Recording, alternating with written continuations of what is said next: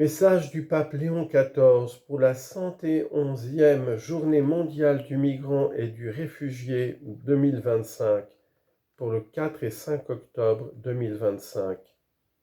Migrants, missionnaires d'espérance. Chers frères et sœurs, la 111e Journée mondiale du migrant et du réfugié, que mon prédécesseur a voulu faire coïncider avec le jubilé des migrants et du monde missionnaire, nous offre l'occasion de réfléchir sur le lien entre espérance, migration et mission. Le contexte mondial actuel est tristement marqué par les guerres, les violences, les injustices et les phénomènes météorologiques extrêmes qui obligent des millions de personnes à quitter leur terre d'origine pour chercher refuge ailleurs. La tendance généralisée à ne se préoccuper que des intérêts de communautés restreintes constitue une menace grave pour le partage des responsabilités, la coopération multilatérale, la réalisation du bien commun et la solidarité mondiale au profit de toute la famille humaine. La perspective d'une nouvelle course aux armements et le développement de nouvelles armes, y compris nucléaires, le peu de considération accordée aux effets néfastes de la crise climatique actuelle et les profondes inégalités économiques rendent les défis présents et futurs de plus en plus difficiles. Face aux théories de dévastation mondiale et aux scénarios effrayants, il est impossible que grandisse dans le cœur de chacun le désir d'espérer un avenir de dignité et de paix pour tous les êtres humains. Un tel avenir est une partie essentielle du projet de Dieu sur l'humanité et le reste de la création. Il s'agit de l'avenir messianique annoncé par les prophètes. Citation. Des vieux et des vieilles s'assiéront encore sur les places de Jérusalem. Chacun aura son bâton à la main à cause du nombre de ses jours, et les places de la ville seront remplies de petits garçons et de petites filles qui joueront sur les places, car sa semence sera en paix, la vigne donnera son fruit, la terre donnera ses produits et le ciel donnera sa rosée. Zacharie chapitre 8. Et cet avenir a déjà commencé, car il a été inauguré par Jésus-Christ, et nous croyons et espérons en sa pleine réalisation, car le Seigneur tient toujours ses promesses. Le catéchisme de l'Église catholique enseigne que la vertu d'espérance répond à l'aspiration au bonheur placée par Dieu dans le cœur de tout homme. Elle assume les espoirs qui inspirent les activités des hommes. Et c'est certainement la recherche du bonheur et la perspective de le trouver ailleurs qui est l'une des principales motivations de la mobilité humaine contemporaine. Ce lien entre migration et espérance se révèle clairement dans de nombreuses expériences migratoires de notre temps. Beaucoup de migrants, de réfugiés et de personnes déplacées sont des témoins privilégiés de l'espérance vécue au quotidien à travers leur confiance en Dieu et leur endurance face à l'adversité, dans la perspective d'un avenir où ils entrevoient l'approche du bonheur, du développement humain intégral. L'expérience itinérante du peuple d'Israël se renouvelle en eux. Citation. Ô Dieu, quand tu sortis à la face de ton peuple, quand tu foulas le désert, la terre trembla, les cieux même fondirent en face de Dieu, le Dieu d'Israël.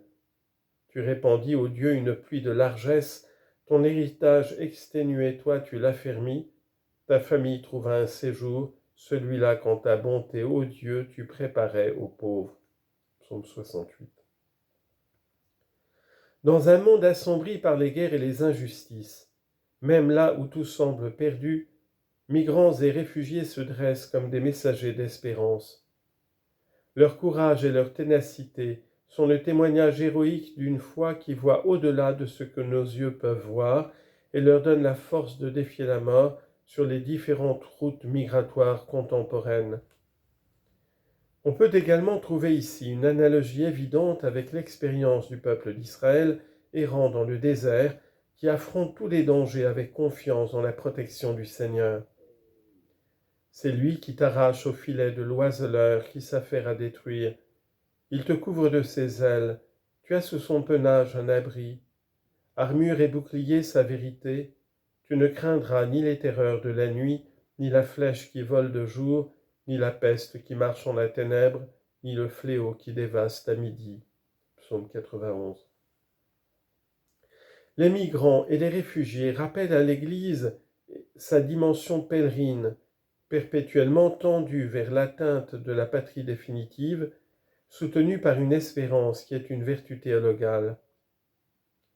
Chaque fois que l'Église cède à la tentation de la sédentarisation et cesse d'être civitas peregrina, peuple de Dieu en pèlerinage vers la patrie céleste, comme le dit saint Augustin, elle cesse d'être dans le monde et devient du monde.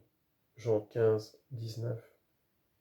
Cette tentation était déjà présente dans les premières communautés chrétiennes, à tel point que l'apôtre Paul doit rappeler à l'église de Philippe que notre cité se trouve dans les cieux, d'où nous attendons ardemment comme sauveur le Seigneur Jésus-Christ, qui transfigurera notre corps de misère pour le conformer à son corps de gloire, avec cette force qu'il a de pouvoir même se soumettre toutes choses.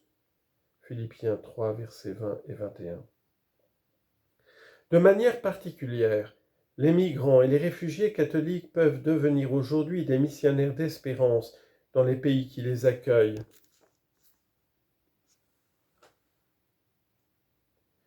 En poursuivant de nouveaux chemins de foi, là où le message de Jésus-Christ n'est pas encore arrivé, ou en engageant des dialogues interreligieux faits de quotidienneté et de recherche de valeurs communes. En effet, par leur enthousiasme spirituel et leur vitalité, ils peuvent contribuer à revitaliser des communautés ecclésiales figées et alourdies, où le désert spirituel avance de manière menaçante. Leur présence doit alors être reconnue et appréciée comme une véritable bénédiction divine, une occasion de s'ouvrir à la grâce de Dieu qui donne une nouvelle énergie et une nouvelle espérance à son Église. Comme le dit l'Épître aux Hébreux, n'oubliez pas l'hospitalité, car c'est grâce à elle que quelques-uns à leur insu hébergèrent des anges. Hébreux 13, verset 2. Le premier élément de l'évangélisation, comme le soulignait saint Paul VI, est généralement le témoignage. Tous les chrétiens sont appelés, peuvent être sous cet aspect, de véritables évangélisateurs. Nous pensons spécialement à la responsabilité qui revient aux migrants dans les pays qui les reçoivent. Evangelii Nunciandi numéro 21. Il s'agit d'une véritable missio migrantium, mission réalisée par les migrants, pour laquelle une préparation adéquate et un soutien continu, fruit d'une coopération interecclésiale efficace, doivent être assurés. D'autre part, les communautés qui les accueillent peuvent également être un témoignage vivant d'espérance. Espérance comprise comme promesse d'un avenir, et d'un avenir où la dignité de tous en tant qu'enfants de Dieu est reconnue. Ainsi, migrants et réfugiés sont reconnus comme des frères et sœurs, membres d'une famille où ils peuvent exprimer leurs talents et participer pleinement à la vie communautaire. À l'occasion de cette journée jubilaire où l'Église prie pour tous les migrants et les réfugiés, je voudrais confier tous ceux qui sont en chemin, ainsi que ceux qui se dépensent pour les accompagner, à la protection maternelle de la Vierge Marie, réconfort des migrants, afin qu'elle garde vivante dans leur cœur l'espérance et les soutienne dans leur engagement à construire un monde qui ressemble toujours plus au royaume de Dieu, la véritable patrie qui nous attend à la fin de notre voyage. Du Vatican, le 25 juillet 2025, en la fête de Saint Jacques apôtre, pape Léon XIV.